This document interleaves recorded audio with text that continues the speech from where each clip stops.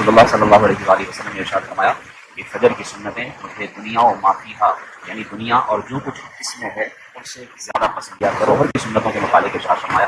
کہ ظہر سے پہلے اور ظہر کے بعد ایسے چار رکعتیں پڑھنے والے پر جہنم کی آگ ہے شامل ہے۔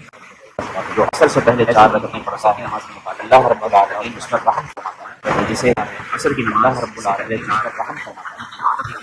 اسے جہنم کی عصر کی نماز جو عادت ہو عصر سے پہلے 4 رکعتیں پڑھنے کا عادی ہوگا، اللہ تبارک و تعالیٰ دنیا میں ہی اس کی اصل